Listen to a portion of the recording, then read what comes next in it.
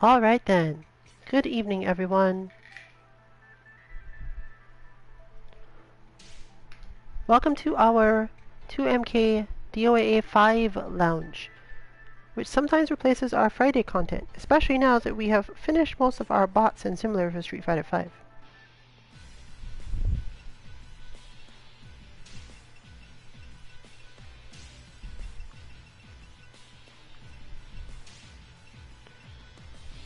We're not really in a position to be teaching DOA too much, but this is still more or less a beginner's lounge you can join and mess around with. Unlike other games, we are able to relatively enforce the level of player that is allowed to join it. But this week we've set the health to normal. As someone pointed out last week, last time we did this, probably should have done that.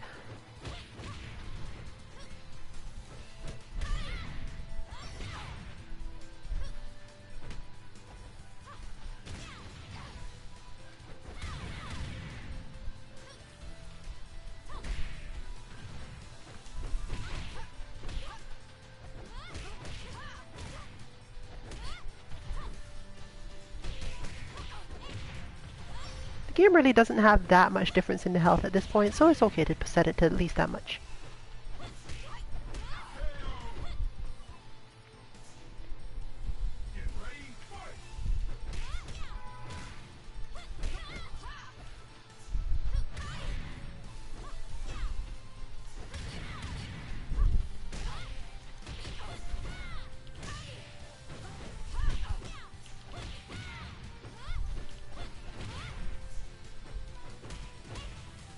But we will talk a little bit about what we had talked about the last time we played it, and some basic tips for how to understand this game when you're watching it at least. If you're a fan of Tekken, or Virtua Fighter, or even Soul Calibur, the few things we say might be able to help you understand how those games are meant to be played relative to how 2D ones are. The general aim in a 3D fighting game is to make your opponent move into a space or attack a space that you can easily and quickly whiff punish. The other way to play, or the other half of that, is when you're facing an opponent who is not willing to move forward into those spaces, take advantage of this with your own longest normals, particularly ones that, if they whiff, aren't easily whiff punished and therefore might trick your opponent into doing something else. That's generally what you're looking at when you see all of that movement and dancing around that happens in Tekken. DOA has a couple more ways of interacting with the opponent that are easier to understand for players who have access to certain things.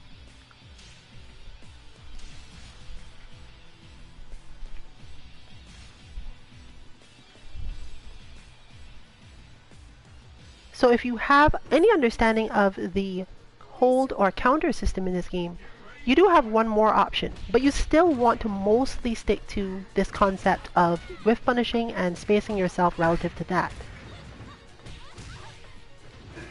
Of course, once you've made the opening,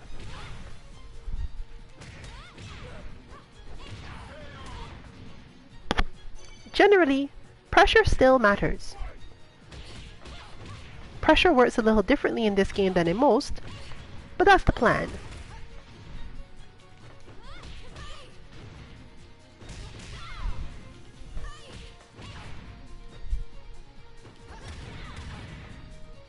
This game therefore is a good way to practice if you find yourself hitting too many buttons in other games,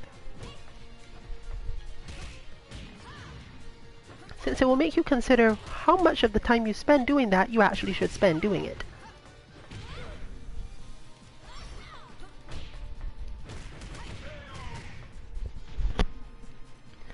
The other reason for this is simple. In a scramble situation in DOA where neither player has managed to land the hit and neither knows precisely what's going on,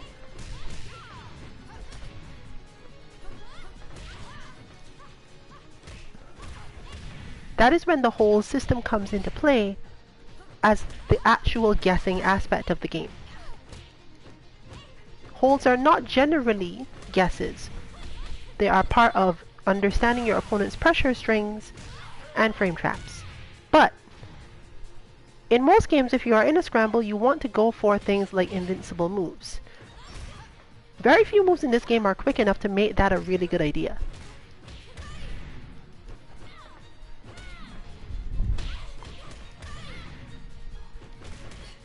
But if you trade, and you don't know what's happening exactly,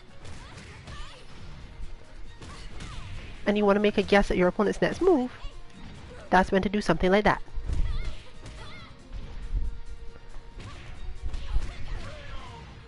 So if you've wondered, what is the use of these moves? I can't react in time to do anything. And anything I could react to, my opponent is probably just gonna not do. That's the main reason. You use it at that moment to help yourself get out of those bad situations. Most of the time it doesn't work all that well. You have to understand the opponent's character pretty well to get it done in the first place.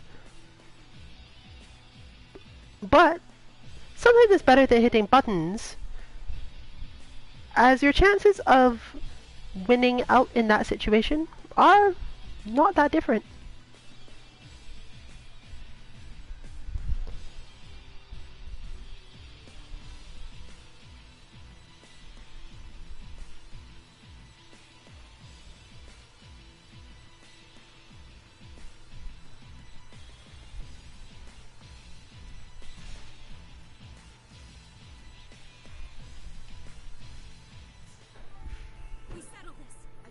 To play games with you.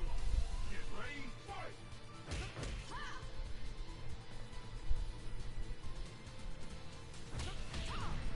I seriously doubt that's the character that was intended to be picked, but given how this person normally is, I'm going to assume that they're not going to actually even put up a fight. So let's go on.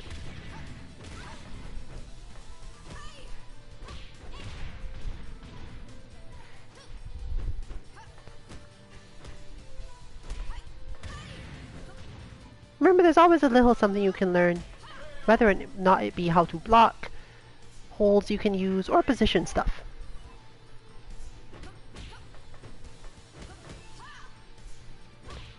In fact, if you've ever found yourself in a game not meaning to play the character you're playing, or thinking that it wasn't a good idea to pick them, don't just give up, work on your defense.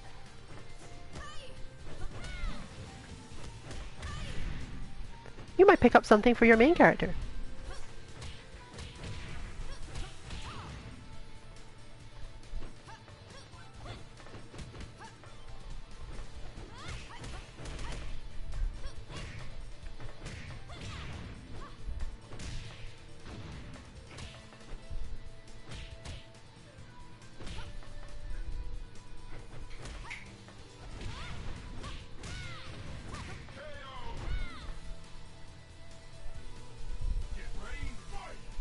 Much like playing randomly in chess, sometimes this will throw off your opponent simply because you don't know how to play, so they don't know what out of their expectations makes any sense at all. It makes it very reliant on their spacing. So, if you have good fundamentals, it may not even matter. You might be able to find just one move, and if you happen to luck onto the move that does well in the matchup, your opponent might be the one in trouble.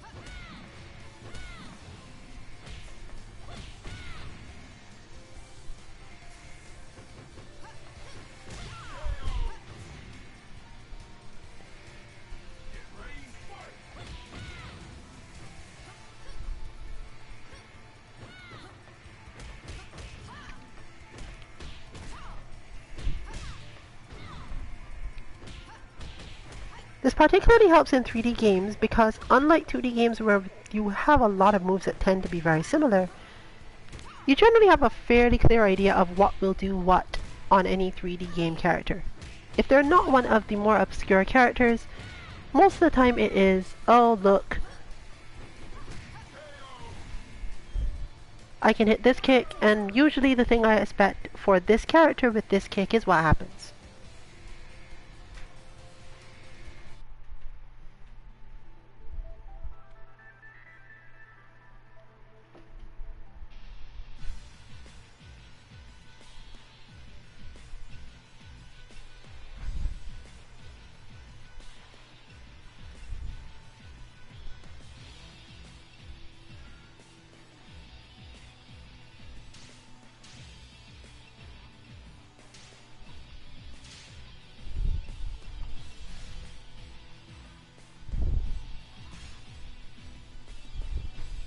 playing with full random stages today because running into danger zone stuff has its own little pieces of things to be learned. I am ready. I challenge you.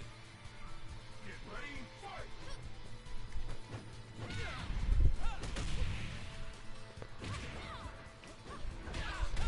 Understanding the range from which any given character can attack you is probably the first thing you want to learn. Offense is good, but sort of secondary in particular situations.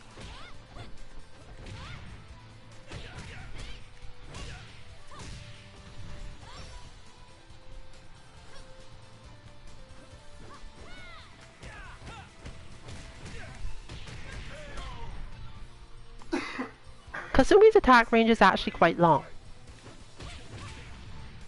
And she has a lot of moves where she can start the attack and prevent you from moving in toward her, and then finish it on a different timing, which she can often even vary, making her a very good evasive character and decent at space control even though she does not hit or hurt all that much. This makes up for her poor throw range and relatively bad defense.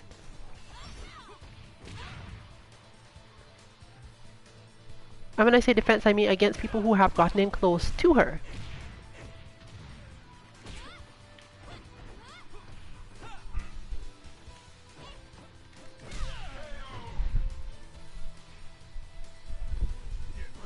Quick movement and hopping about helps to make that even easier.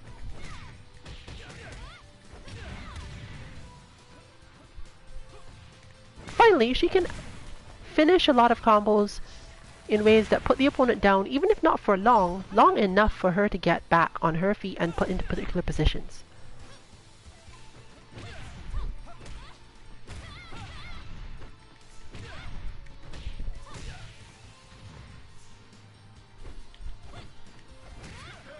Her weakness comes when the opponent is actually more patient, but just about mobile enough to prevent her from getting into her good positions for holding space.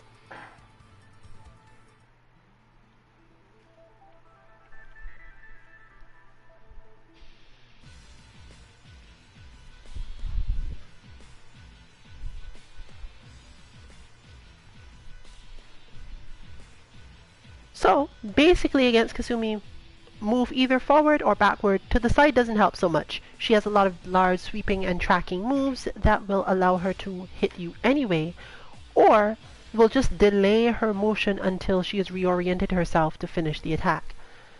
Face your fate. I challenge you. On the other hand, Helena works a lot more dangerously if you do move to the side of her. You can put her in a lot worse situations this way. This is because most of Helena's moves track directly forward or to one specific side. She doesn't have a lot of really wide sweeping moves that you can't see coming.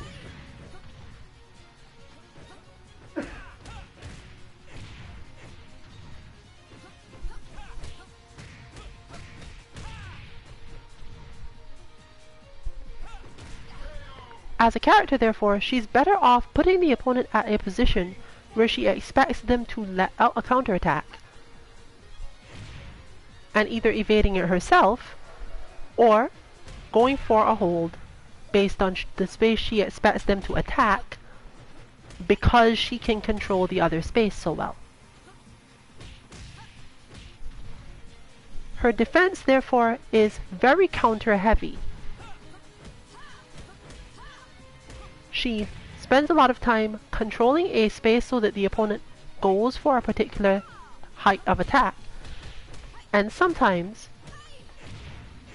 countering that height of attack rather than actually going to the next part.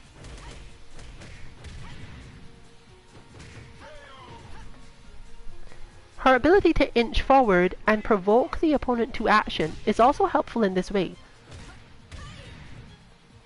Very slight backward movement also helps quite a lot, as she will be just out of range of most moves when she moves slightly backward after finishing, or even not fully finishing a combo. She's absolutely not a character who pressures a whole lot for the core of her play, but rather plays a lot of footsies and then punishes the opponent by moving backward. Whether or not she should move to the side or not has a lot more to do with the character she's facing than anything else. But as Helena always has a space she's capable of attacking, all she has to do is continually move very slightly forward or backward and keep the opponent on the defensive without going for her full attacks.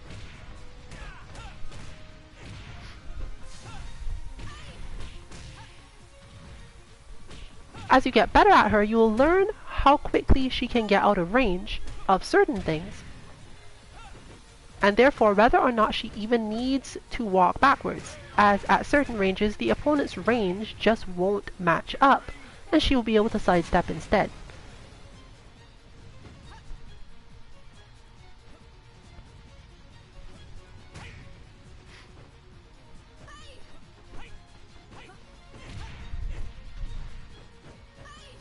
Learning all these ranges though obviously takes some time, and she's not the best character in terms of variability in her moves, because after a while you get used to the telegraphing of her next attacks. In other words, she has longer startup animations than most characters, letting you know whether or not to block or what space to try to occupy.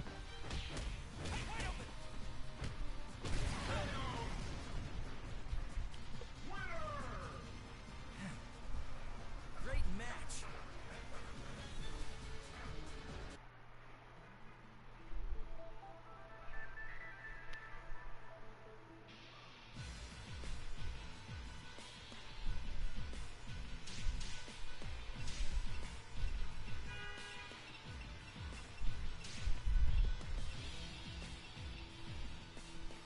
What, they don't let me change the hairstyle in this one? That's so sad.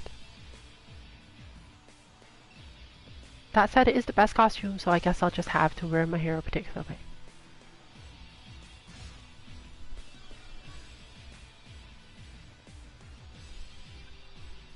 I can't avoid this fight.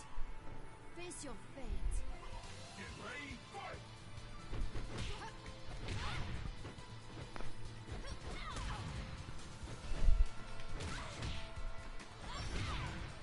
Kasumi and Helena have the same basic problem in when they want to go for their throws, namely that their throw ranges are awful. And any opponent who's aware of this will probably get them before they get anywhere with it. They can use their throws as whiff punishes, but only for very specific things. And mostly, Kasumi is better at just hitting a random button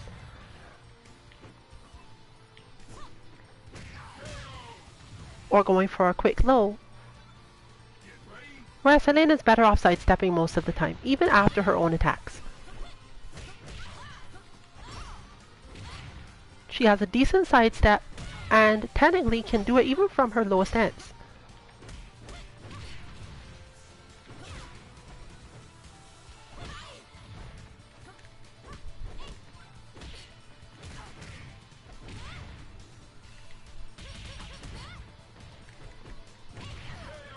Both characters are able to use their throws on opponents who attempt to sidestep around them at close range though, which is a relatively weird thing for them to do, but misspaced combos and bad sidesteps are the times you will see them use their throws most of all.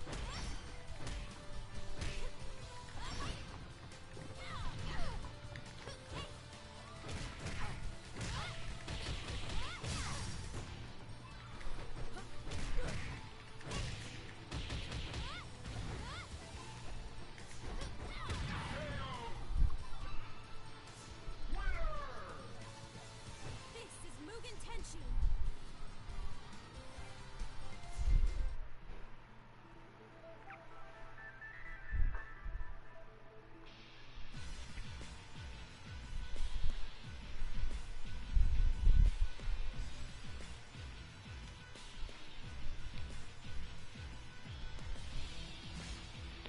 So in 3D games, those are often the sort of things you're looking out for. When your opponent moves out of range of a particular move, when they've moved to the side of you but would still be within your throw range because of the autocorrect, and so on. Throws are usually a bit more lenient in terms of where your opponent can be in front of you than strikes, or at least than faster strikes. There are slower strikes that will track very well, but the throw tends to help you more.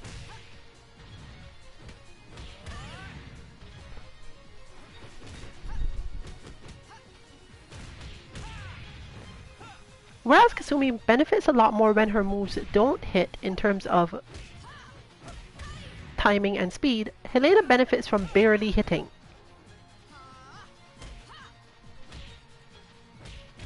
Another thing that makes her a strong footsies character. If she can manage to barely hit with the tip of certain combos and then delay the next step, normally with one of her lower punches, she can force a lot of opponents to block for longer than they otherwise would.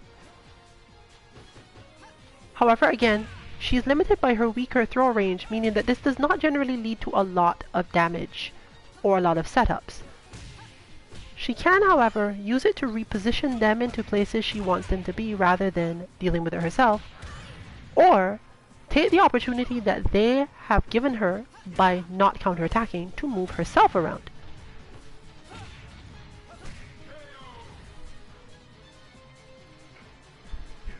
But as with all footsie characters, but particularly in this game, when you start to focus on this a lot, the more random your opponent becomes, the more danger you're in. This can be tempting in terms of making you want to hit more buttons yourself, but it's not necessarily going to help.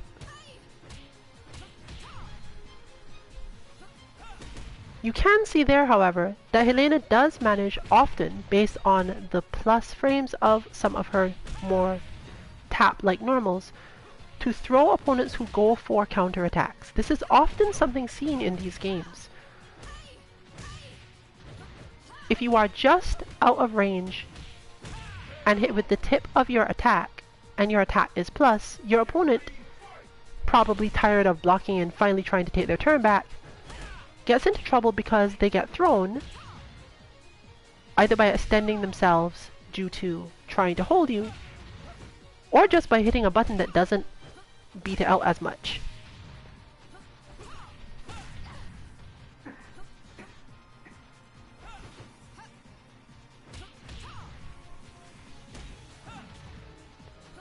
Therefore, Helena's throw game is very spacing dependent,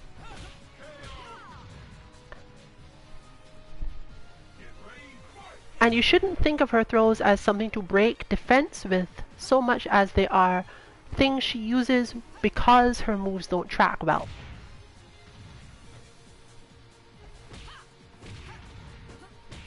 She takes control of the space, and when she realizes that the opponent is no longer in the position she wants, but not at advantage, she can afford to try for the throw at least. Since the opponent must take an action most of the time to prevent her from just doing this, and she whiff punishes almost all those actions. Now you understand, my dear.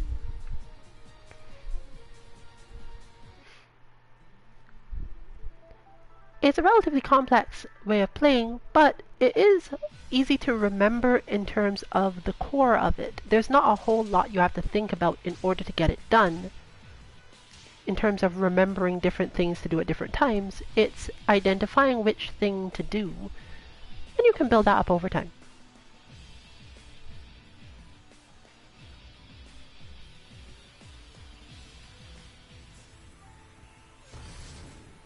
I am ready. I challenge you. Get ready, fight!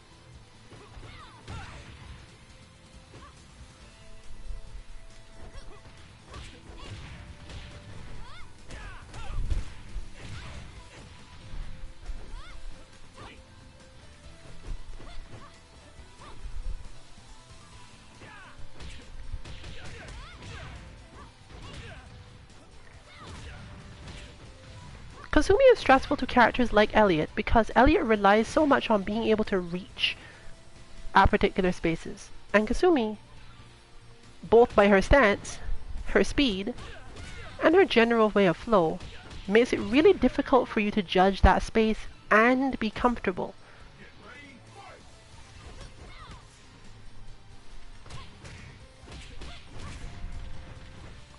This doesn't work for too long on experienced players, but experienced players have other things to worry about when in the Kasumi matchup, so.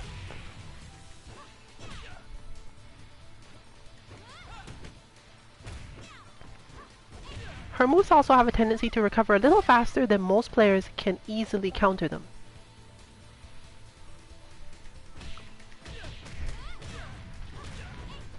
Combine this with her tendency to be able to fill a lot of space in front of her quicker than you would expect, and it's really hard to get in on her if you play a character who has this very specific method of approaching.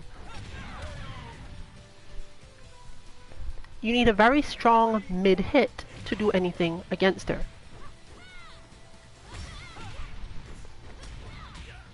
It helps if that mid-hit is really long range as well.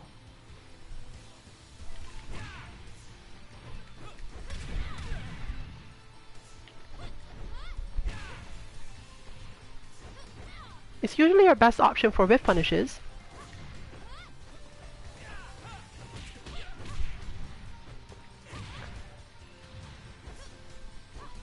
And control space similar to a zoning attack in another game.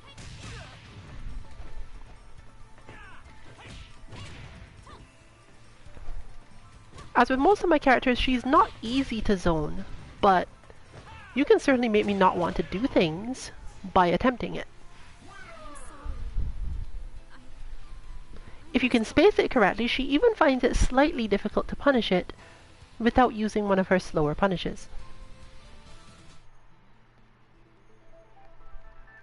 She may be able to clip you with certain moves, but that requires quite a lot of timing, and when it does not work, she's very likely to be in trouble.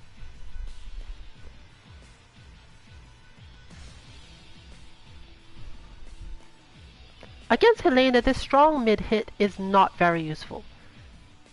She sidesteps too well because of where her sidestep starts from, I challenge you. and her counters for mids are too strong.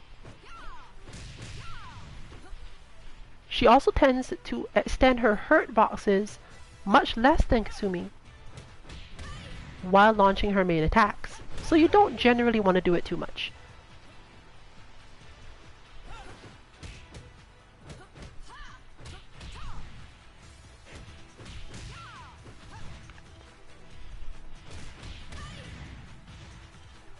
Since it's very difficult to see exactly which of Helena's attacks she's going to be starting on her first movement, you don't want to be giving her a lot of space to do those things, and you don't want to be moving away from her too much without being sure of how you plan to get back in. You need to watch your surroundings a lot of the time to figure this out, because if you are in a part of the stage that you can't get advantage by attacking her, but she gains advantage by putting you back up against the wall yourself, you've probably set yourself up for trouble.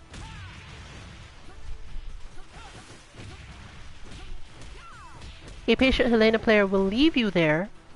Even if you try to get out, she will probably find a way to catch you before you get too far. And you're basically hoping that they mess up.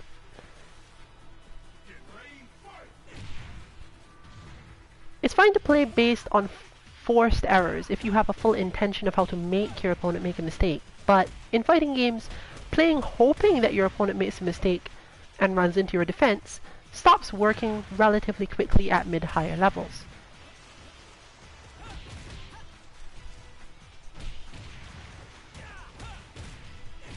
In some games it may be harder because of not recognizing when they're making a mistake or even what a mistake is, or not necessarily knowing how to deal with certain actions that you are taking. But generally, those are closer to forced errors. I either taking actions that they believe are good, due to something you are doing. Those actions turn out to be wrong, but they just don't have the awareness of why.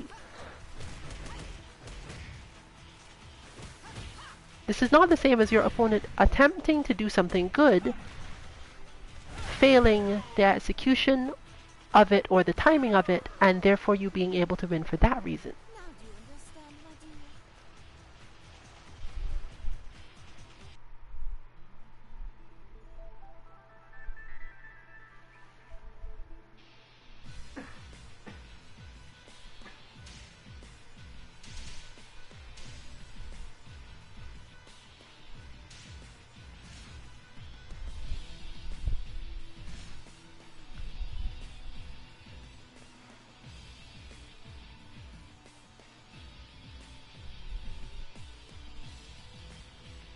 We settle this. I challenge you. Get ready, fight! From Kazumi's side, dealing with Elliot's movement when he actually is moving is relatively difficult if she has to attack him from the front. As you can see, his walk speed and so on help him get just out of the range of a lot of the things she wants to do, requiring her to take more risks in her stuff, and even after he has gone for his mid, if spaced well, she has to stay out of it regardless. Her hope, therefore, is that she can either bait him into making a particular style of attack, or hit him with the very tip of one of hers. But once he has that mid in play, it's very difficult for her to use certain things without expecting to be hit by it.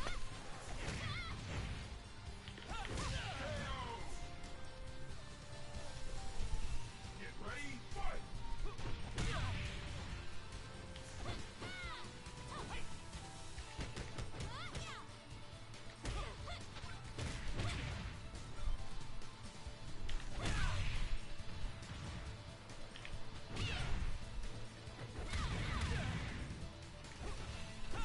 This therefore is a battle of attrition. She absolutely can hit him if she starts taking a certain risk at a particular space, and he can't really counterattack the moves in question that she uses to do this very easily.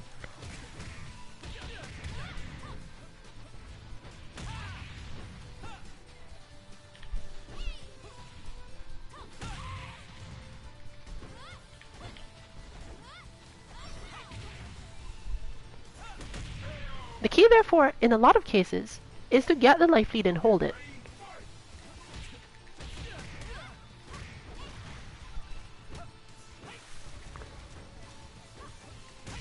Elliot is generally easier for her to handle when she just doesn't have to worry about him getting into particular situations or putting her under pressure that she can't defend out of.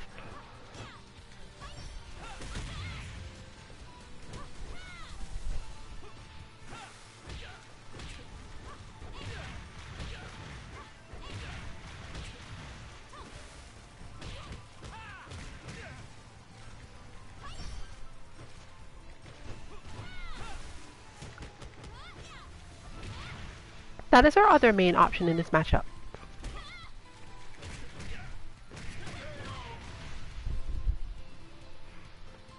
While most lows don't go under mids, Kasumi does have a few options that act as if they're going to do that, at least.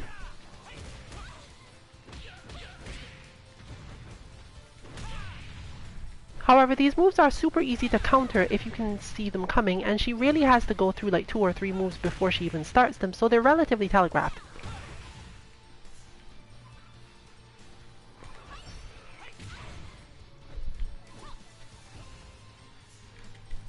Her better option, therefore, is to do a lot of her running attacks.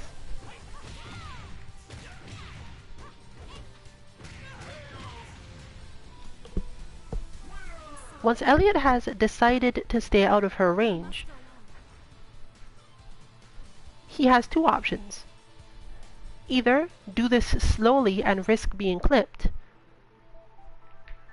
or attempt to play very far away and avoid engaging at that range altogether, therefore avoiding having to play footsies at all, but then has to deal with her running attacks, which, while they do seem as if they would all be about the same, she does have more variance in where she can aim those, and a lot of sweeping, tracking ones compared to most characters.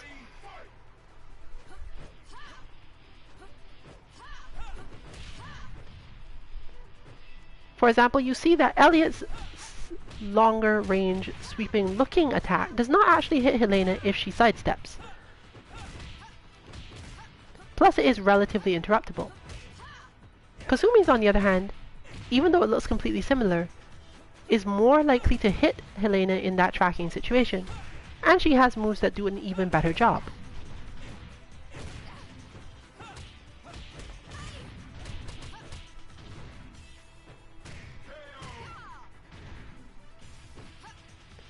Helena also benefits from having a lot of moves that actually go, similar to Kasumi, so low that even Elliot's mids start to miss.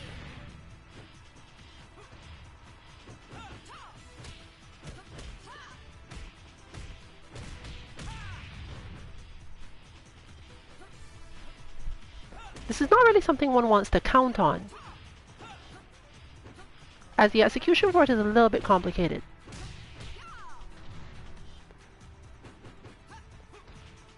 But they do a good job of helping her out against a player who wants to either try to keep on the pressure in particular places, or is winning by mostly repeating buttons at longer range.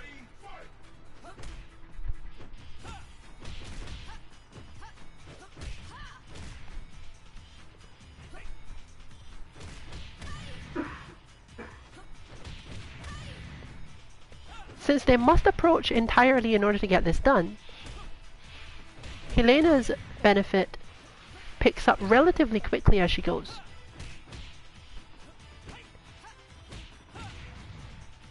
Any character whose attacks start low and swing upward, like Elliot's quicker kick, tend to be in trouble against Helena when she's using this style of move.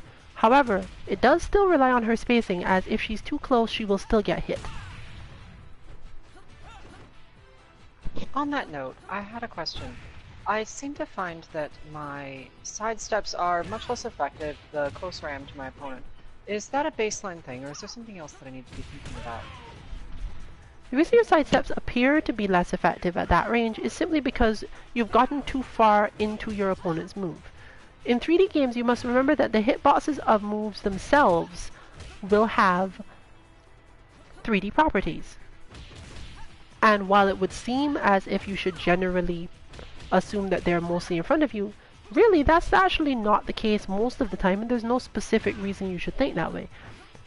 When a move is said to track well in one direction, they're speaking about the entire active frames, because 3D games often don't have very static hitboxes on their moves. The hitbox goes through an entire arc, and you often end up colliding with it, but you can avoid them a lot more than the similar types of attacks in 2D games.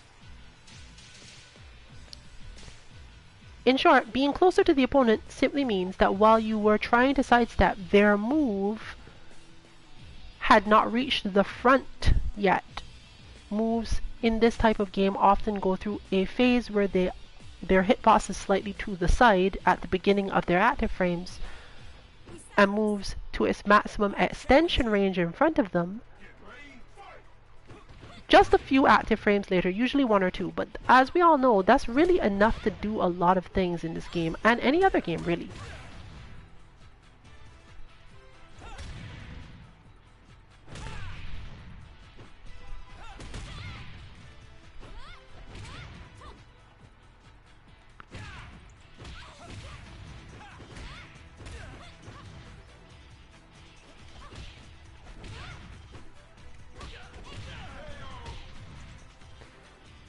Therefore, in this matchup, as mentioned before, the question is, how quickly can I recognize when my opponent has decided to stay out of the way altogether,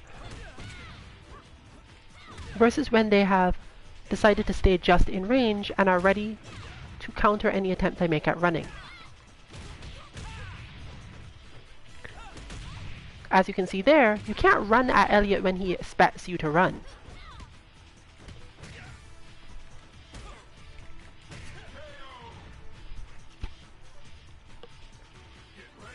But Elliot's moves that stop you from running are not fast enough that if he's decided to and changed his mind, that he can actually keep you out.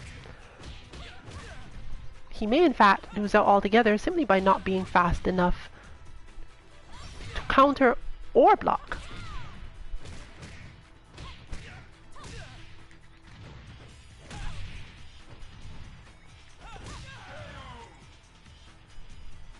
I'm sorry. I must go on. When I say this, I mean that while you would think that blocking is easy, do remember that unlike a 2D game where the only time you really have to block standing, is when your opponent has jumped at you or done a specific overhead. Some characters don't even have them. In a 3D game, well, at least in this one, and in quite a few of the others, any mid attack does not hit. Sorry, any mid attack is not blocked if you happen to be crouching at the time. There are a few moves that you'd want to do that require you to start from crouching. There are some moves that you'd be likely to fail to block simply because you don't think of the follow-up as being one you do from there.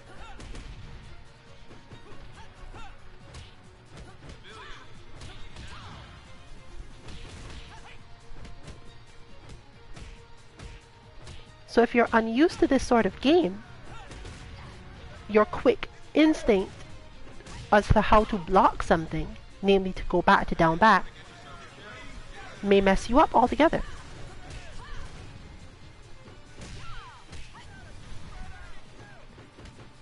We see it demonstrated here though,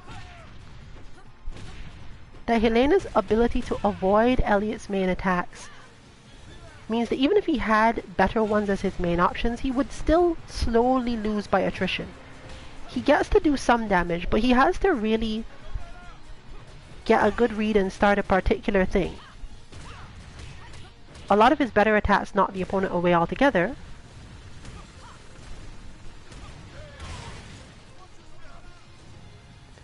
And playing in this way against Helena, most of the others just don't end up doing that much damage or continuing into anything.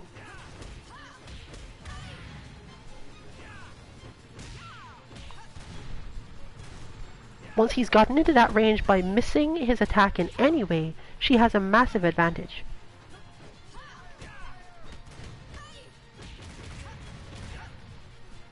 So as noted, using that mid attack on Helena really doesn't help you. It puts you into her space way too much. And similarly, the overhead flip kick has similar properties. Our Helena player is not used to dealing with this move yet, but as soon as she becomes used to it, it's not going to be effective at all, really.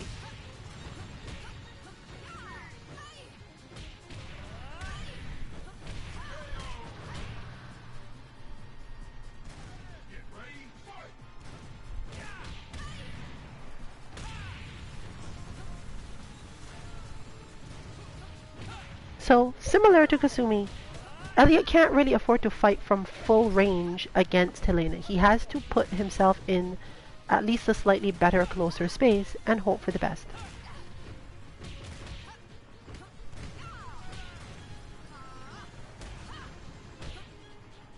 Fortunately, his moves have a decent amount of priority against some other things, so if he can find the right space to be in,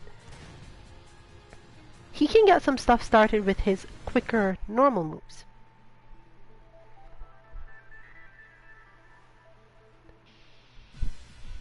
This is much less effective against Kasumi, so you're getting to see a demonstration of two characters that have to be fought completely differently from a third character's perspective.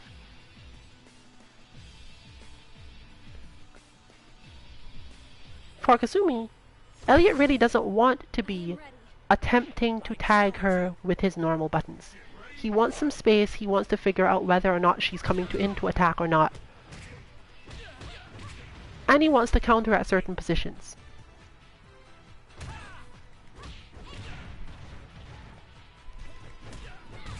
In fact, you'll notice he often puts himself at a space where he lands a hit, but Kasumi has superior range and therefore thinks it's my turn to counterattack. This is usually a good position for Elliot to do his own stuff, whether it be going for a throw quickly,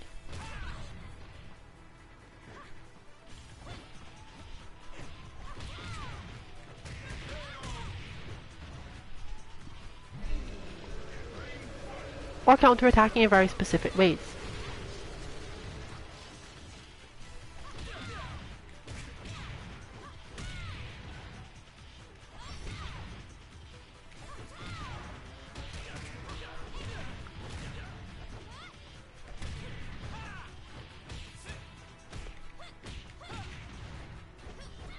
And by counterattacking, I specifically mean actually holding.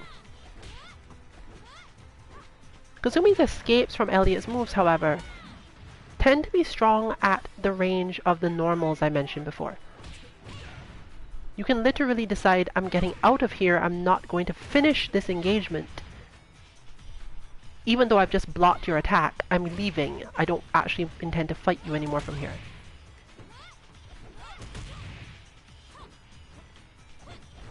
So he does take a while to wear her down in those situations.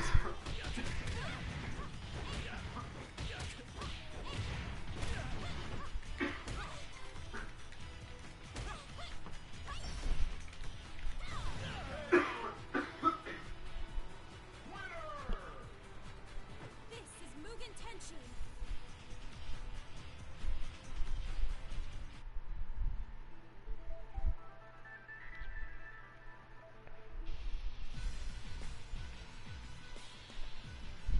This sort of thing can be fairly difficult for you, and is definitely something you see a lot more in tournament situations. Having to go from fighting one opponent with one skill set to fighting an opponent with not only a different skill set, but an entirely different mindset required for facing their character.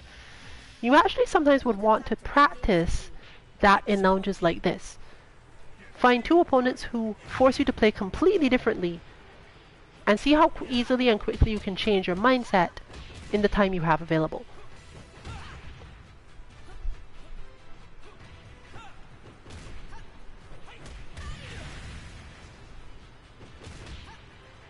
DOA is a bit quicker in terms of it than many of the other games we play, so it's actually really good to do here. We can just use first 3 in rounds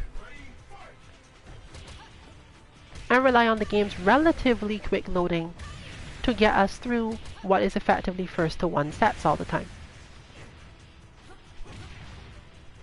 However, you can simulate similar things in certain places.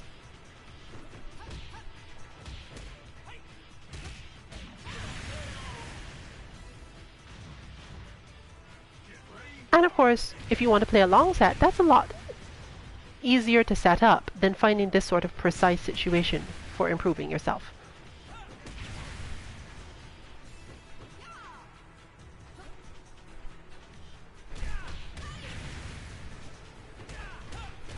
You can see there that our Elliot player realized, no, I'm playing from the wrong range again, and moved into the correct range right afterwards, and managed to get a hit. It's actually fairly binary at this level of play. Since we don't practice DOA much, it happens more or less the same every time.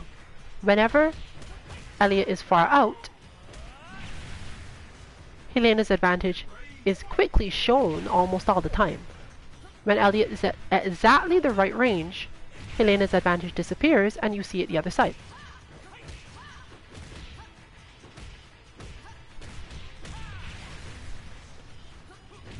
The only remaining difficulty, therefore, is things like quick lows, which, if you are familiar with 3D games, you will understand. And if you're not, I'm telling you now, you should generally not worry about your opponent hitting you with lows that don't trip you.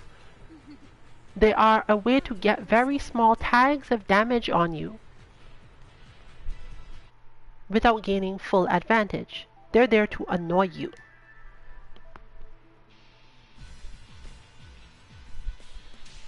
And if your opponent has to move to a specific range to get you with the max range low that they can, they often don't have other really good options from that range. So in this game, where the hold is both damaging and relatively easy, You have to worry a lot about I challenge you. your opponent going for the hold because you keep on trying to hit them from far away with lows.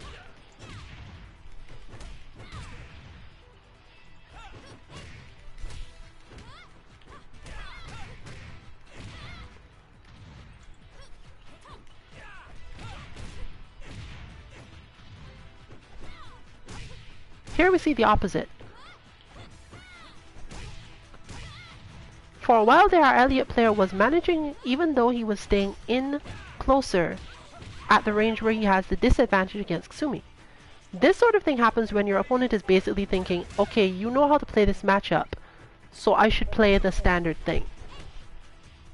You can take people by surprise with this fairly often, but it does not tend to last. And tournaments in particular, as well as most online game settings, will do their best to make sure that you can't win matches in general like this. They'll give you your opponent just enough time to recognize this is going on. The other option, of course, is to play solidly for the first match. If you manage to barely squeak it out, really convince your opponent that you know what you're doing, and then do craziness in round 2.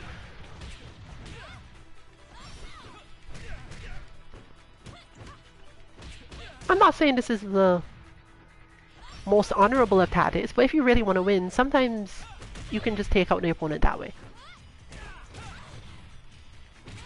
Here we see Elliot's spacing really coming into play and giving Kasumi a hard time.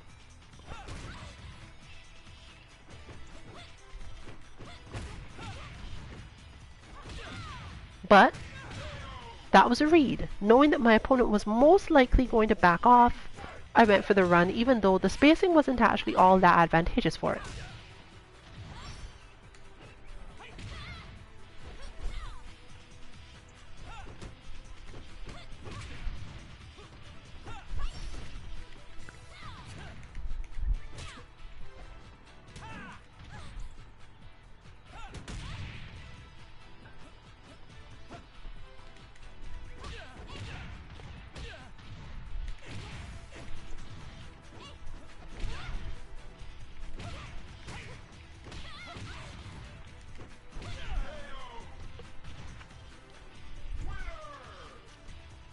This is Mugen Tenshin. A similar thing that you would learn over time was what happened at the end of that match.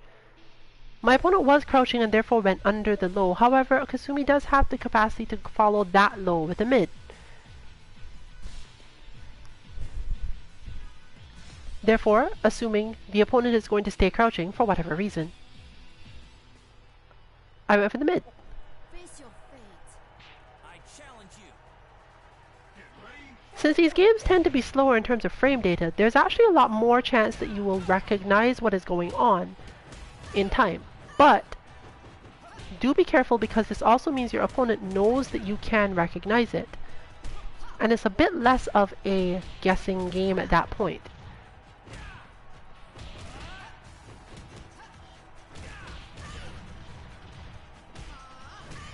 For many of us this makes them more enjoyable, but do just be aware that it's not really a guessing game.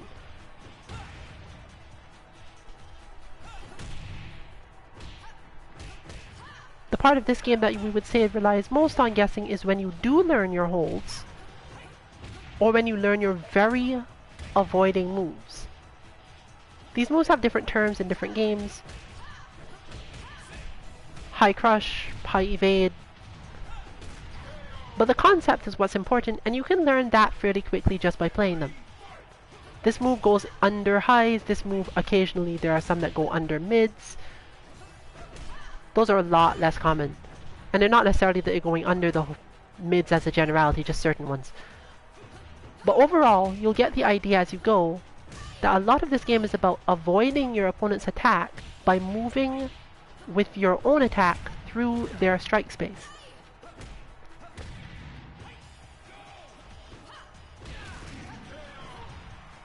Once you have that, the fluidity of your own movement improves. Even if your opponent does beat you out, it's not really just you mashing buttons. You know what you're doing, or at least what you're probably trying to do.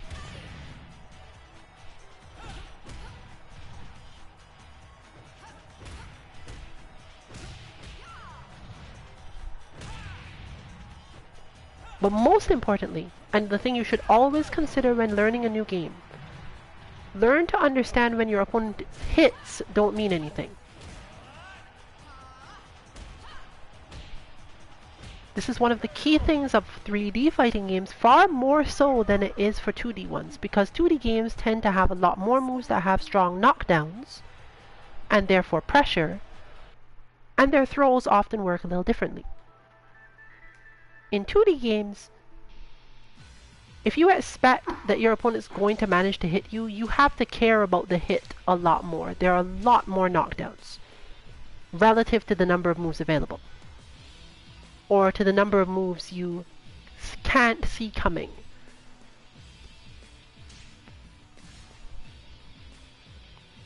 In 3D games, you should generally assume that most knockdowns are moves you can see coming if you're really just defending. I am ready. I challenge you. This means that you will get hit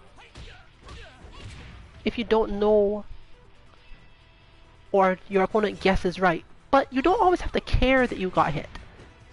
Look at the damage done, look at the situation you get put in, and decide, do I actually care that that hit me? How often can that hit me and I still win? This doesn't even have to be about risks. You can worry about calculated risks further on in your matches. Just play neutral and think, okay, I did get hit, but do I actually care? Because if you panic too much about being hit, you're likely to hit more buttons, which will get you hit more, but give you the false feeling that you were doing something good.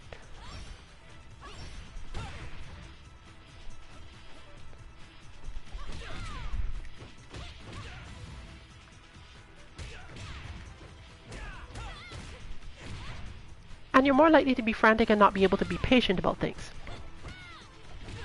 Meaning that you don't get the time to learn the properties of your moves, meaning that your opponent gets to bully you when you are in bad situations because you're going to panic.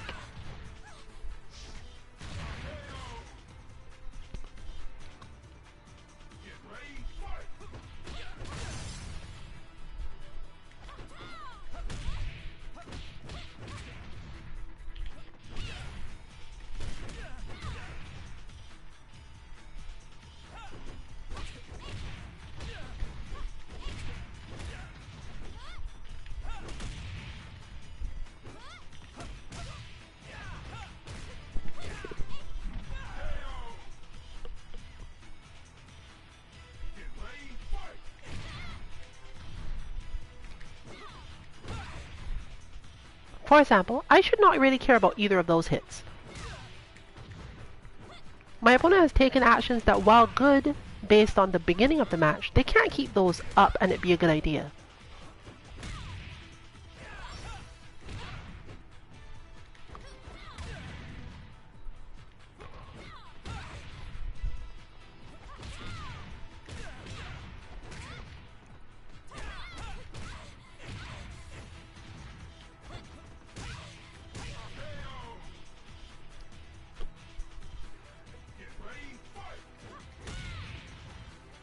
And, once again, you really can win this fight just by holding on to the life lead enough.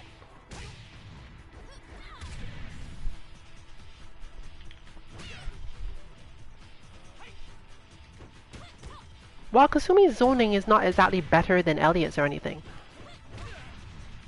her tracking, and therefore the stress she can put him under with how quickly he has to respond to things, is better.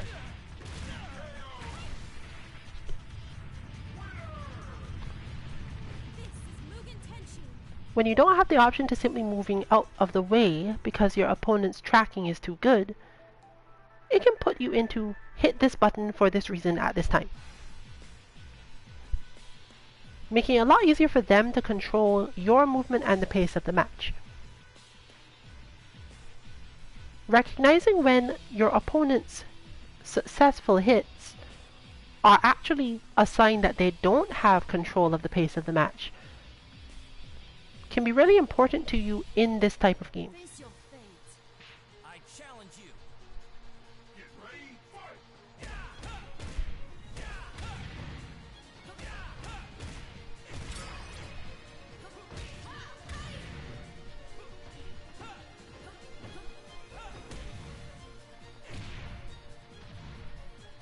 It's therefore important to be patient and not get frustrated when your opponent is doing a thing that is succeeding, but is succeeding because it's a what we like to call galaxy brain idea.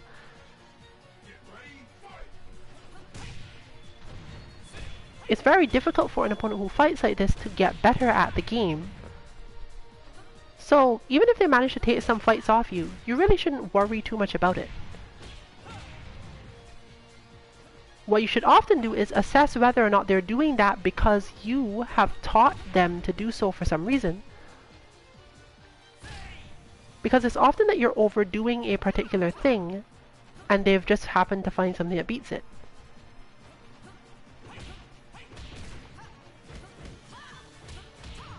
It falls into what I was saying before. Sometimes your opponent can just play completely quote-unquote randomly or suboptimally for the matchup because the thing they happen to be doing beats the optimal action for the matchup. It's absolutely imperative that you not let these things bother you. I had another quick question actually. Do throws in this game with crouching or anything similar?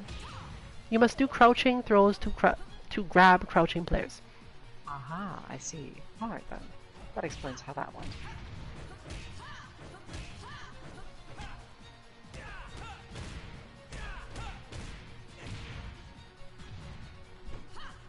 Another reason why they're not really a very strong defensive option in most cases.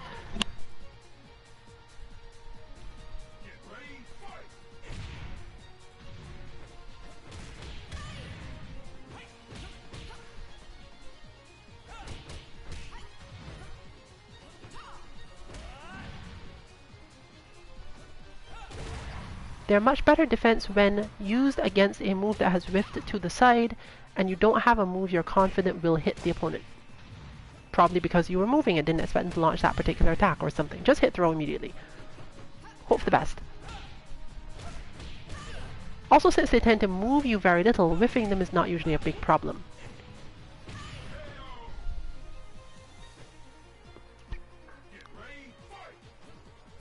Oh sure, it's a big problem in terms of time and being able to be punished, but in terms of, oh, I was doing too many things and moved out of a position I liked, then you don't have that problem.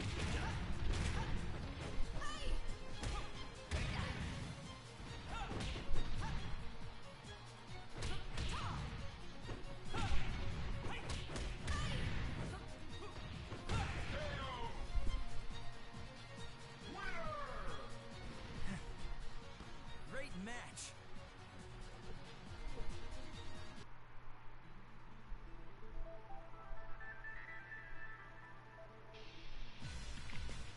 Well, as noted, we don't tend to stress too much about lag, but note that if it gets pretty bad, we will still end up asking you to leave because it's just impossible to actually play.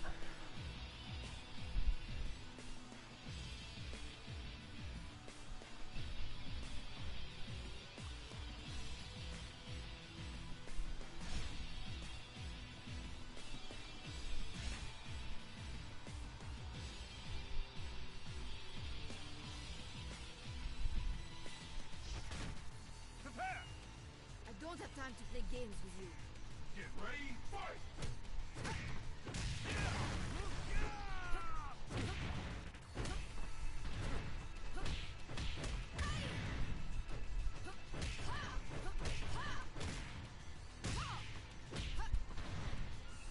Interestingly, pressure characters in this game are often at much bigger disadvantage in lag than footsie characters.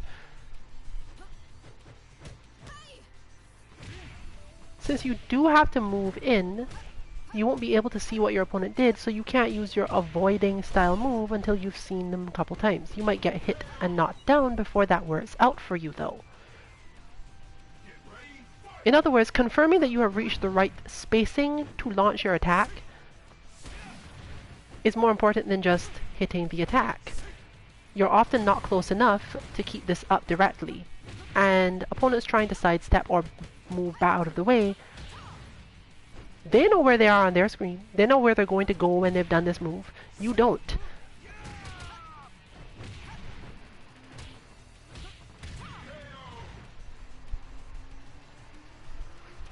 However, as with most games, once you're actually in and manage to get a good knockdown, and the lag at least let you see where your opponent ended up on their knockdown, then it's up to them to figure out how to defend against your strikes without being able to see them.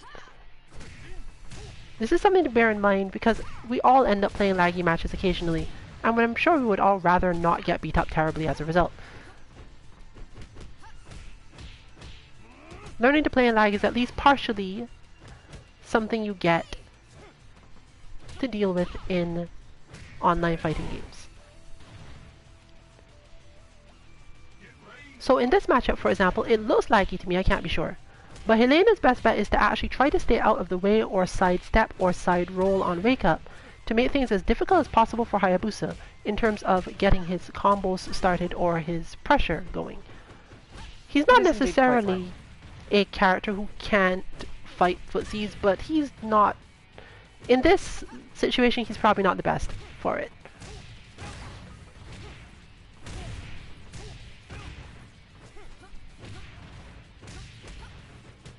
The most important thing though is to not panic because you're not really trying to get out of the situation you're in. You're not trying to move away from your opponent. You will never manage that in time. Your whole goal is to evade once to be confusing enough that your opponent doesn't know what to do. But let's see. They're probably just as laggy to me.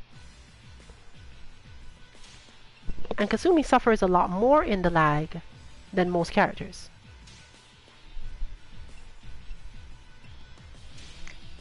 A question again. When you're up against the wall and just getting stuck in a sequence of wall splats, is there any sort of way to tack out of that, or are you just taking damage at that point? Generally in these games, wall splats mean is you taking damage. You weren't supposed to let yourself get wall hit. That stage is particularly interesting because of that, because it's so difficult, but both characters are constantly exposed to it, so there's mostly that. So Kasumi generally has problems in lag for two reasons.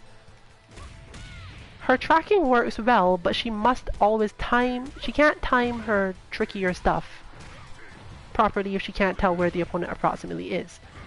Secondly, while she can function as a footsie character in particular situations, whenever she faces anyone even slightly better at it, or not necessarily even better at it as a general thing, but rather they become better because of the lag, she can't really do that much. As you can see, one of her best options here is to wake up with lows. You have to really abuse her stronger lows in order to hold the opponent in a position where they don't want to do certain things, or you won't be able to get enough advantage.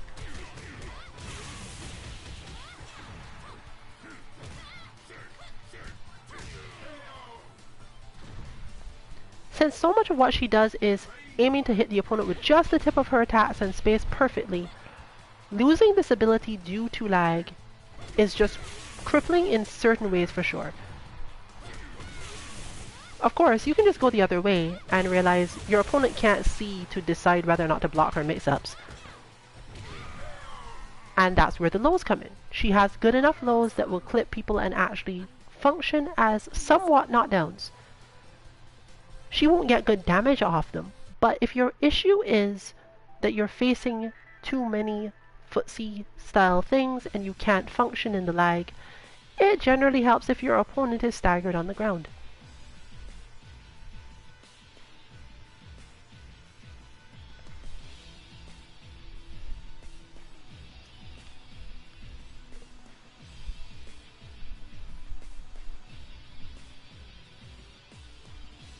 Elliot has a relatively easy time in lag. Not necessarily because he's a great character for it, but because he has such heavy stagger on all of his moves that by the time the opponent has woken up from one, he's ready to start another one, which they generally don't see very well. In a laggy situation, therefore, he has the footsie's advantage with his strong mids, and a general idea of where the opponent has been put by those attacks. Once he's hit them once and seen the hit, he can just keep on going for attacks rather than waiting for them to wake up. because most of his delays are completely manual on the part of the player. In other words, you don't have to see what is happening on the screen in order to decide whether or not to delay one of Elliot's moves, for the most part.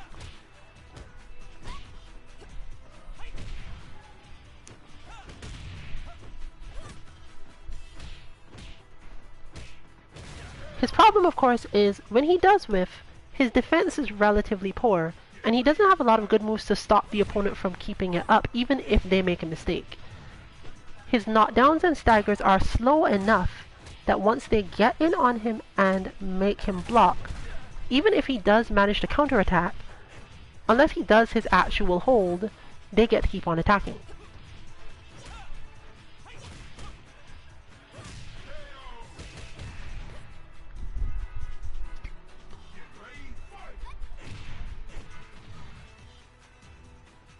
So generally, in lag, if you're focused on winning, Elliot does not want to actually zone. He does not want to give the opponent space. He wants to hit them, move in a little bit, and keep on hitting them.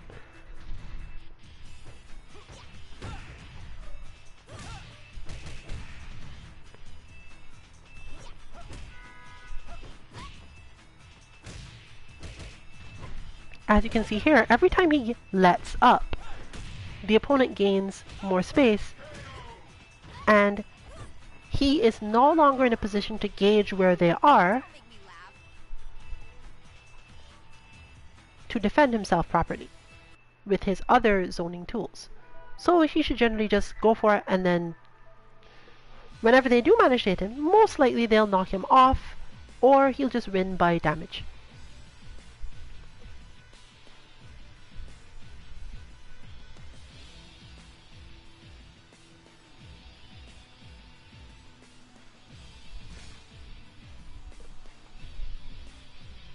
If you find this game interesting, obviously remember that it is free to download the core, and if you have any idea which character you want to play, either from watching our streams, just looking around, or just decided, I'll go with it. The game is mostly free, I don't care that much, I can just rock through it. Characters, I believe, are still just $4. And given that the game is free, you're literally paying $4 to be able to play your character, and that's it. When you decide to take the game more seriously, then you might need to buy other characters to like train against or whatever. But the game does not limit the characters you can fight against in their time attack or trial modes based on who you've actually bought, given that the whole free model works that way. So, if you're the type who doesn't make character decisions easily or well, you might not want to invest it. But if you're the sort of person that picks up games and says, yes, I'm playing that character, I know why I want to play that character, or who can watch a couple of online videos and go, no, that's the character for me, that's the style I play, you basically have a fighting game for $4.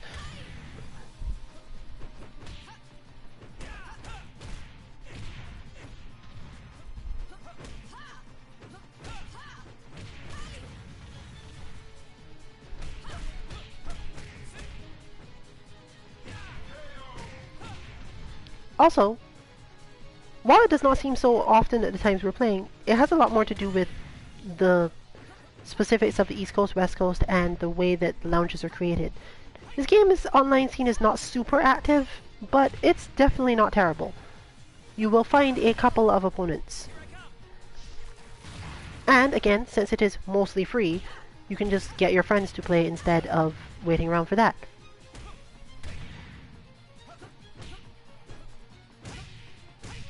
Either way, do remember you can build up a lot of understanding of 3D games in general before you decide to put money into Tekken or Soul Calibur coming out soon, or even DOA 6, which for all we know might have another free-to-play model, seeing as it seemed to work out for them decently well this time.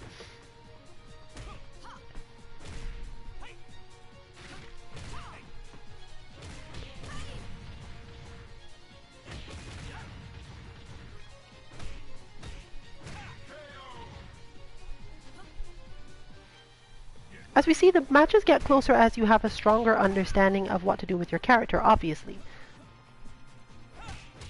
But as you can note, it also seems to involve more and more movement as you go, and less buttons.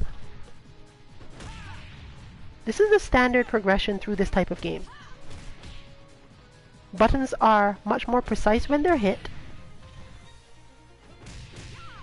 Approaches and retreats are more intentional.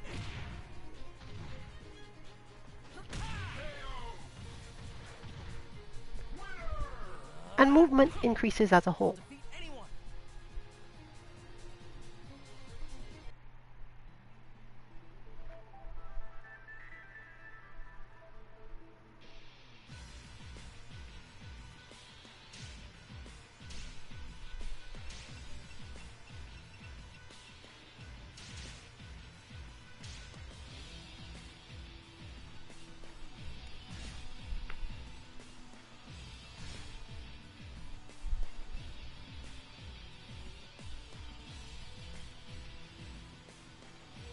We settle this. I don't have time to play games with you. Get ready, fight!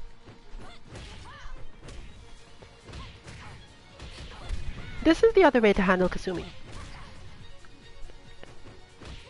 It's often not the first attack in her string that has good tracking. Therefore, if you're daring enough to get out of the way entirely, because you feel she's going to attack, you actually have some decent options.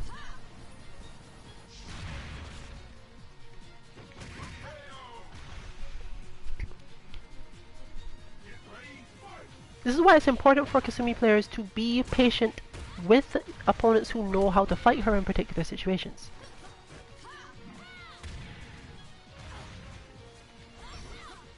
But anyone who's watched enough of our streams to know the characters I play and why shouldn't be surprised by this outcome.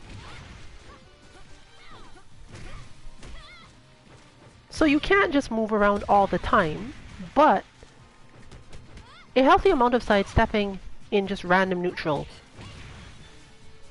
may serve you well. Especially if you are a character like Helena who actually has good moves out of sidestep that then attack forward again. But, of course, Kasumi's not left helpless by this. She does have some really good strikes if she's absolutely expecting the sidestep, or if you started the sidestep too late and she can recognize it while she's moving.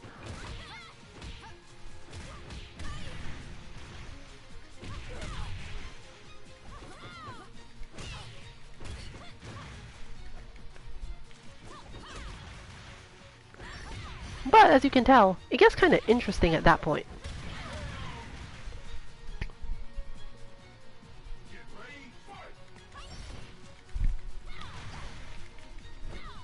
In fact, this is the general near max evolution of this matchup. Helena patiently moves out of the way of a ton of Kasumi stuff, and Kasumi attempts to be patient enough to see which of her follow-up strikes she should use, rather than going for the main one.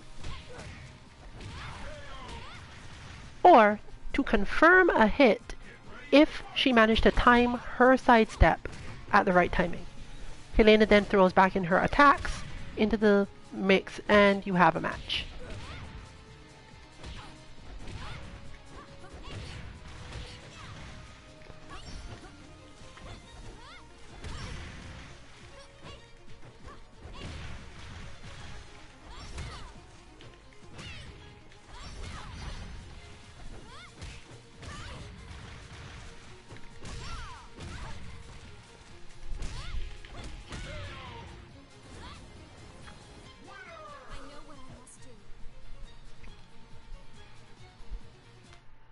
While it would look as if the wake-up options actually affect this, it's not all that useful, honestly. But we are presumably back to playing in some lag. And again, since this is often educational, we don't actually decide to kick our guest out. We're just going to work through it. Especially since we are coming relatively to the end of stream and aren't too likely to keep it going for too much longer.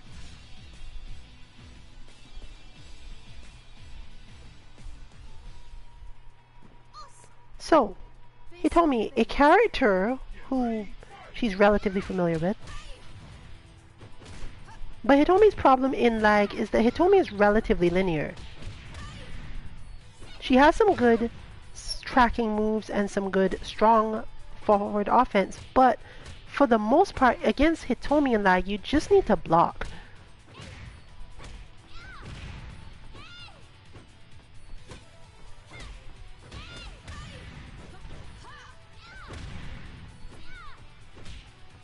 In short, she's not a character who can win by strong footsies in the basic sense. She's a whiff punish character who you benefit more from blocking her stuff than you do from ever directly taking her on or trying to sidestep it. Once you've blocked something and you can see even for a moment on your screen that you blocked that something, if you knew you were far enough away for that whatever she did, it couldn't have been a quick attack, just hit her. And then block some more.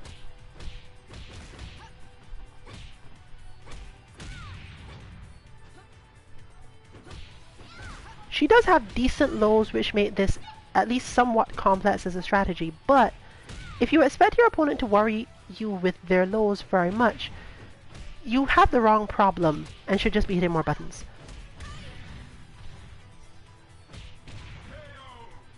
Hitomi's lows do convert decently, but not early enough into a round that she should be able to take you out in lag as a result of hitting you with them.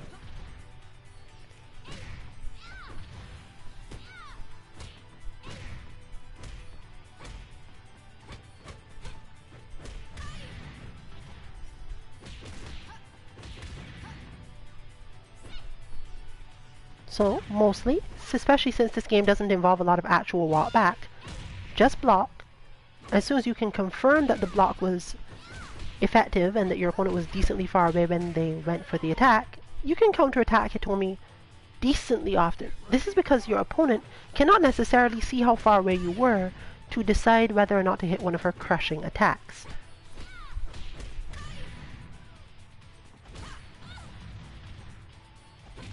The sort of player that can beat you in lag with Hitomi is the sort of player who would hate fighting you in lag with Hitomi and wouldn't bother and would probably quit. So if you're fighting against someone who's learning, or who just happens to have bad lag for a match or two and you don't really want to kick them out, that's how to take them on as a generality.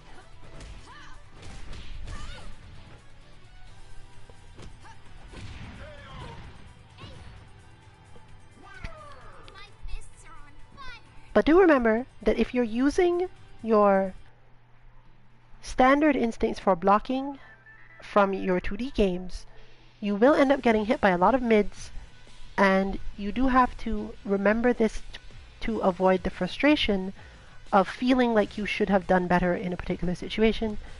It just happens when you're adapting from one game to the other. Especially when you've been playing footsies with other people for like an hour.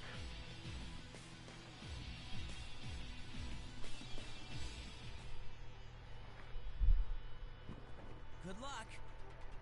Face your fate. Get ready, fight!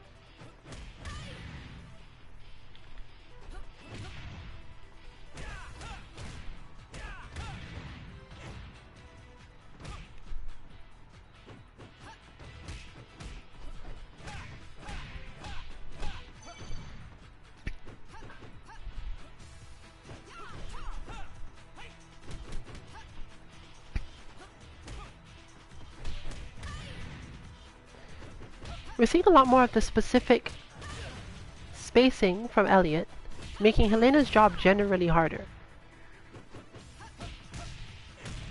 Helena can, as I noted, use the same sort of rushing attacks that Kasumi can, but hers track way less effectively, meaning Elliot can sidestep out of the way of a lot of them. Get ready, fight!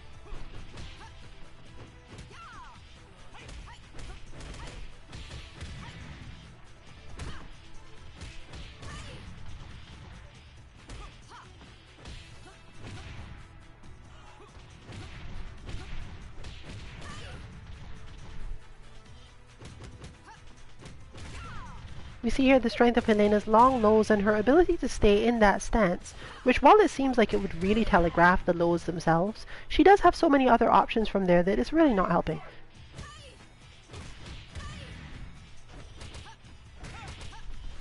Most characters, as noted, can't actually move from that sort of position and stance into a relatively strong forward mid attack, but since she can, you really have to deal with it one way or the other.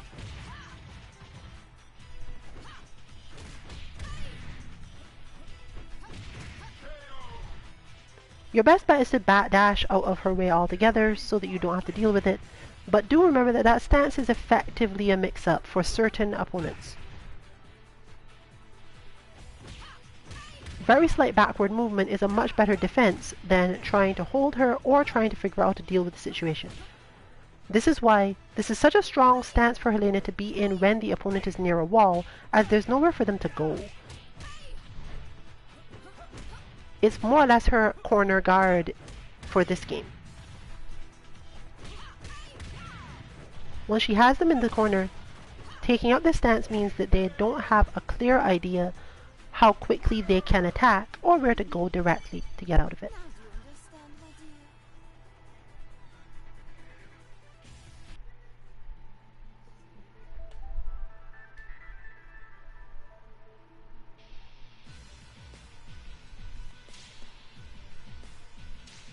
But we're back to what we mentioned before, Elliot having to constantly switch between the two styles of play required to take on Kasumi and Helena.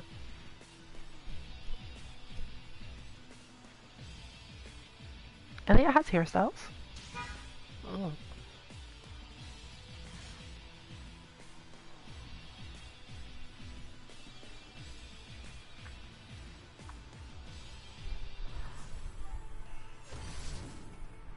Ooh, this is not a good stage for Kasumi to fight him in. Alright then. This is another thing that often matters in 3D games. The stage positioning is really relevant.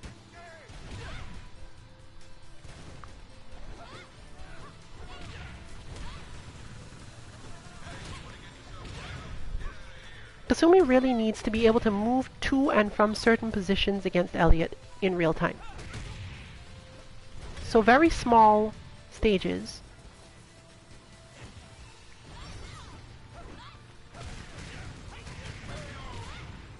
rely on a lot more trickery, and she can't just play straight footsie, she has to do all sorts of other weird things.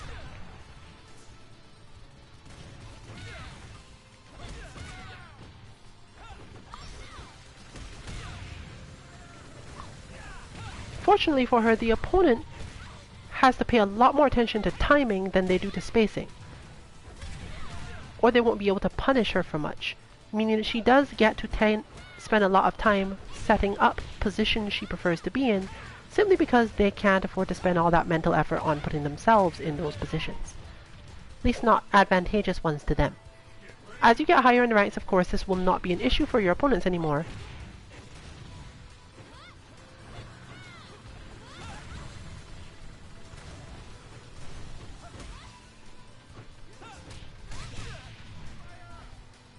And you will have more to worry about.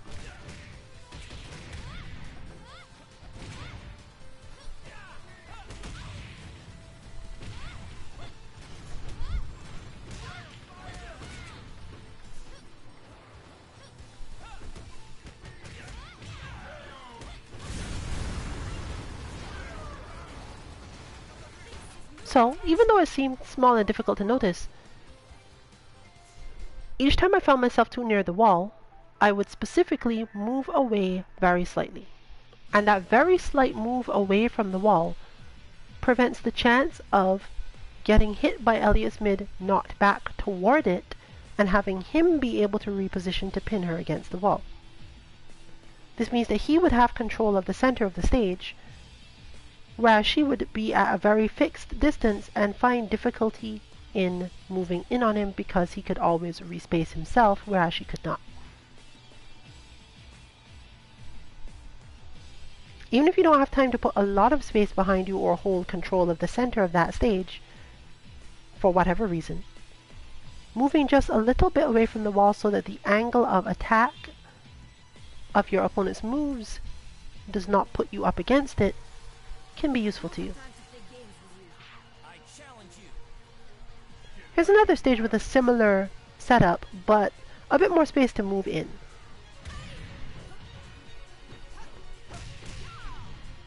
Helena once again wants to control the edge of the stage, but as noted, her low stance is such a strong thing against cornered opponents that the irregular shape of this stage, relatively, means she has a fairly big advantage if she can get Elliot to the wall.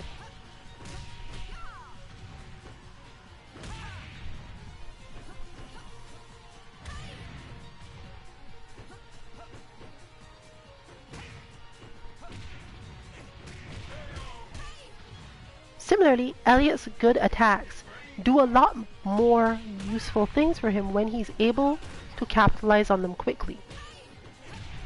Whereas his longer range attacks, the ones that he often needs against Helena, tend to bounce her off the wall in a way that doesn't allow him to keep up that pressure.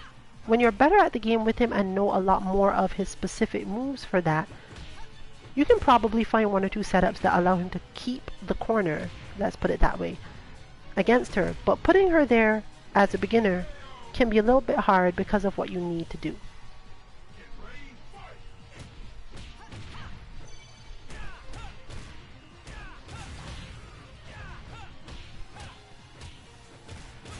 Similarly, you can't always keep on going for pressure because she will sidestep and wake up out of it. Add to that her ability to use holds in those situations, and your problems are going to multiply fairly fast.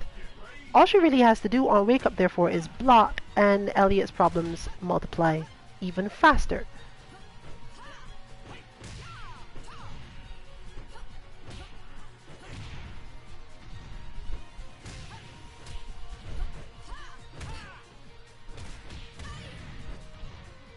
His moves that bounce her do not often lead to him being able to follow up quickly without her being able to just block and get out that way.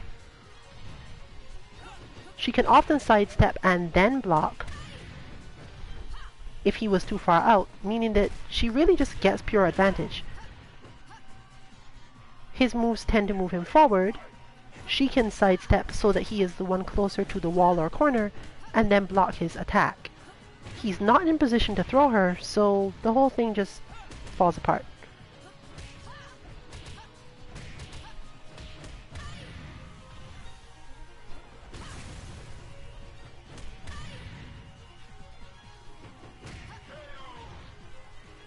Elliot's general method of fighting this match in this arena, therefore, is the same as the last. Move toward the middle rather than attacking whenever he has advantage. Otherwise, he'll just get beat up at some point if the opponent manages to defend his attacks long enough. We have more newcomers. We have no idea how laggy they are, but hopefully it won't be too terrible.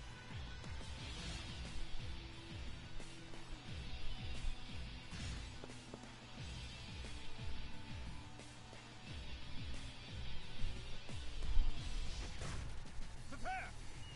I challenge you. Get ready, fight. Hayabusa, as mentioned before, can play footsies, but he tends to have a very linear movement style once he started it, unlike Kasumi, and doesn't have as much delay innate to his stuff. He's trickier, but a lot easier to get away from in the long term.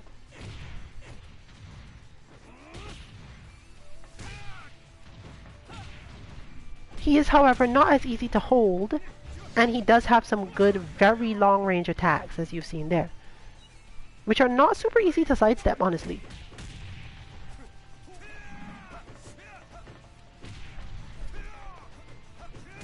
Meaning that, like Kasumi, he can just fight you from really far away, if you're not expecting to have to deal with that. And just like Kasumi, for Elliot, you really want to use that strong mid-attack to just hit him out of nearly everything.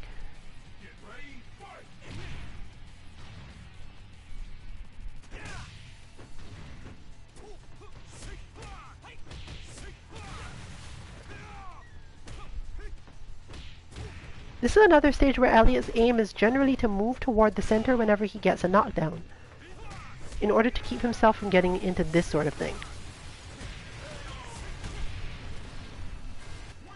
Justice wins.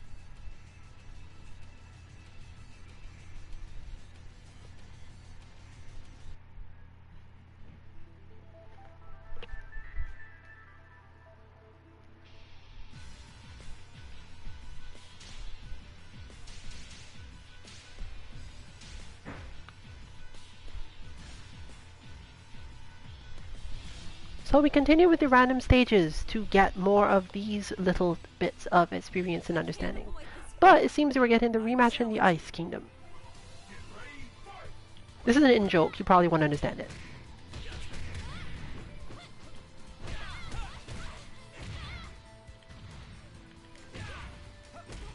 There's that good strong mid applied at a moment where the opponent was probably going, i.e. me, was probably going for a strike.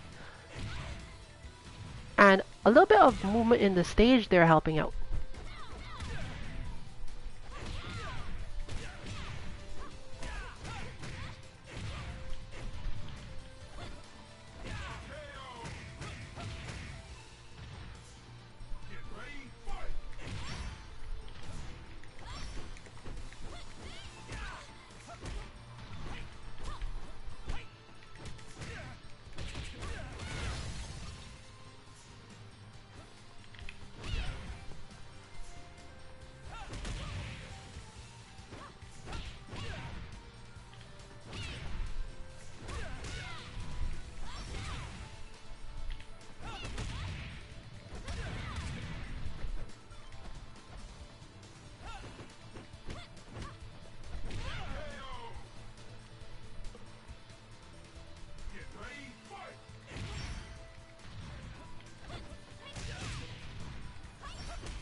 The problem with that opening that is used there is that Elia has no really good follow-ups for it. And it telegraphs your intentions fairly heavily.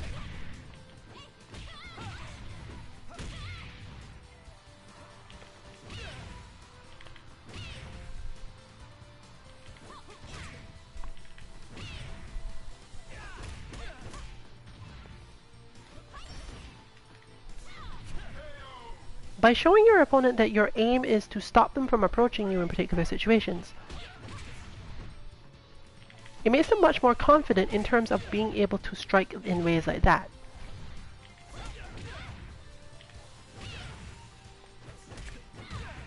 Because they know where your focus is mentally.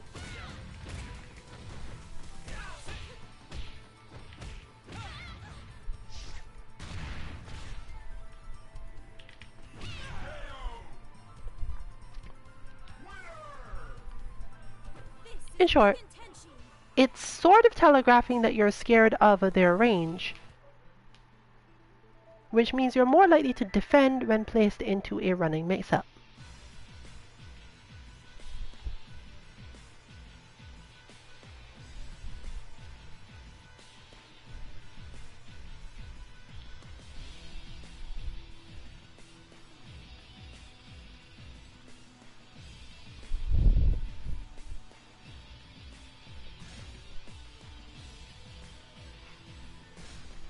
But here's a match we haven't gotten so far, even though it's not completely unfamiliar to the team as a whole. I challenge you. Get ready, fight! So once again, if laggy against Hitomi, generally, you should block in neutral and wait for her to do particular things. If not laggy, however, your opponent is able to see where you are and decide how to control your movement and keep their attacks up.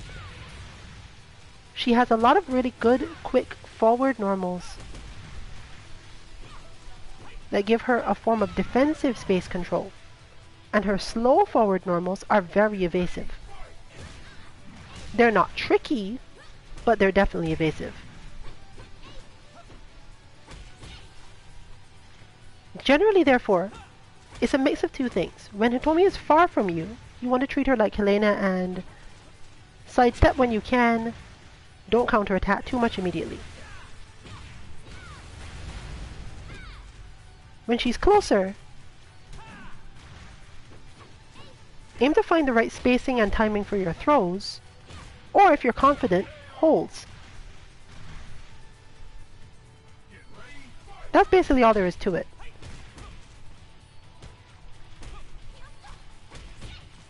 This isn't necessarily because she can't beat these things, otherwise she'd be a really weak character, and she's absolutely not. But simply that understanding these things is the core first principle of it. A good Hitomi player is generally looking to make you make mistakes and then take off your health from there. Therefore, you should take the smallest risk you can in terms of mistakes, i.e. throw.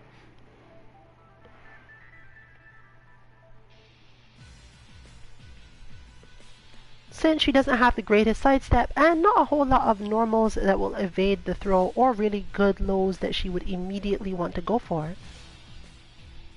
chances are you'll get a grab or two at least, and if your character is the sort that has to worry about this, then you've gotten around the problem. Get ready, fight!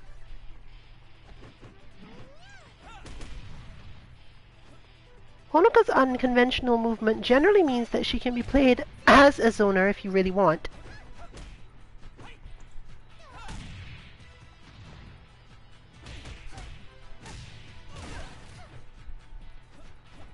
And this is helped by the fact that when she does get her close-up combo, she tends to have enders that will knock you decently far away. However, you should pay attention to when Honoka drops these combos, as waking up with a throw either after a side roll or just sometimes doing it outright is one of the easier ways to handle her.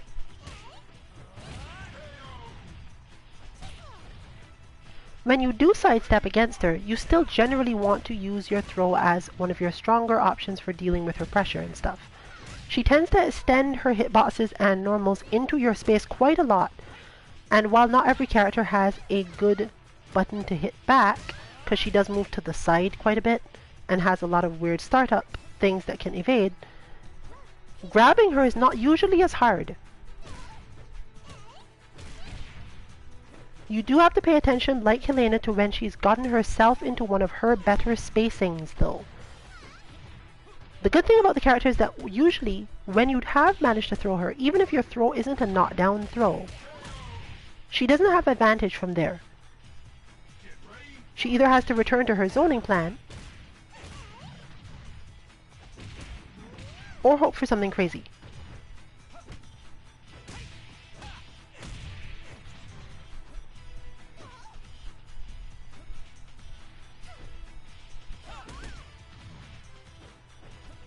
Elliot's moves are generally stronger in zoning situations because they're harder to avoid when you both start at the same time. In short, he wins out in those situations fairly often, meaning that he doesn't really have to worry too much about them.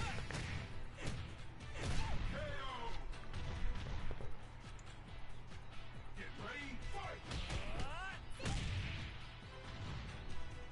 Honoka, therefore, as you can see, tends to stay a lot closer against him, even when she manages to get her knockbacks.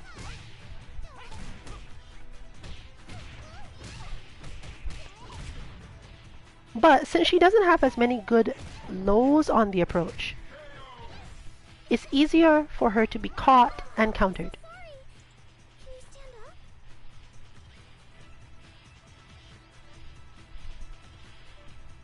Unlike Kasumi, her running attacks and lows from there are relatively telegraphed, making it easier overall.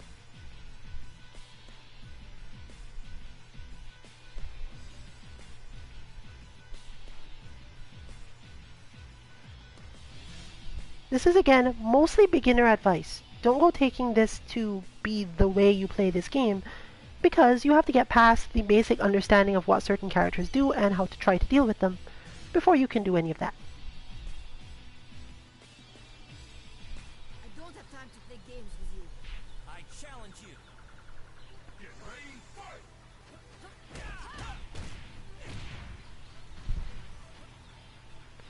That said, we hope that whatever we have managed to bring up or show off in stream helps you at least a little bit in understanding if you want to try to play this game, what characters you might be interested in playing, and how to put up a fight when you try.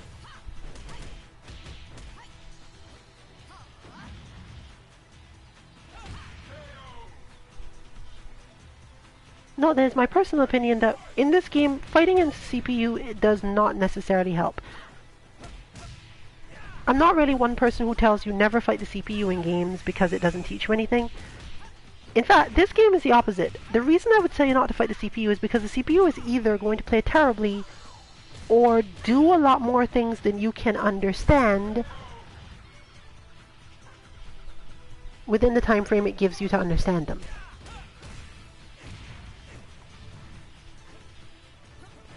In short, the gradation of it isn't so great.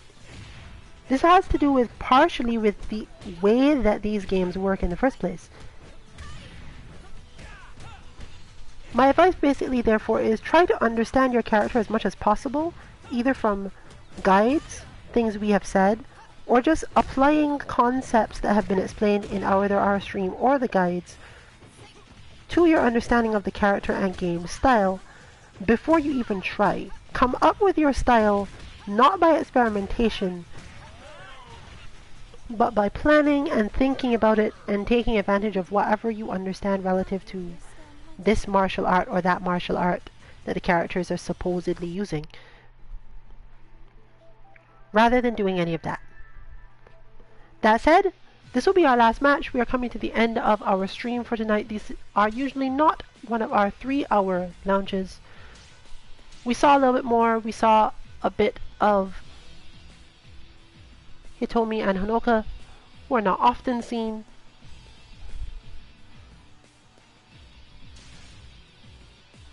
Hopefully next week we will see a bit more, though that may be Dragon Ball FighterZ bot creation or something of similar note. I challenge you. Join us on Monday for Mishmashing Lounge Street Fighter content if you are more into 2D fighting games and that happens to be your... that particular game happens to be your jam.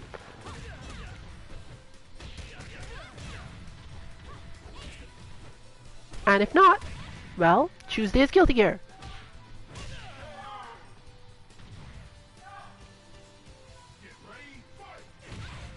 Wednesday is likely to be more Street Fighter content of a different type.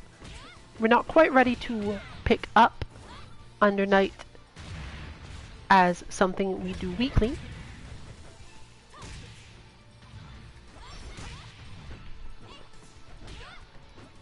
And therefore, if none of that appeals to you, and you still are looking for 2D fighters, you can catch our Kame House lobby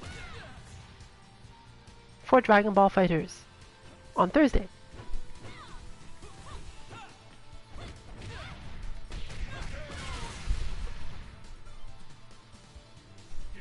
All these lobbies are US East Coast, more or less beginner. Even if the level of play isn't quite beginner, they tend to be loser stays on, except in the case of the Street Fighter. And if you find my advice helpful or useful from the beginner level, you can still usually get some.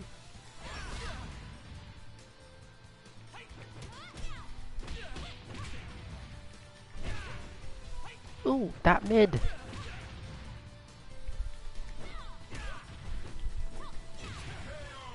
But max range kicks. This is Mugen Tenshu. Therefore, Kasumi bids you all good night. This has been Rillian for Team 2MK. Enjoy your weekend, everyone.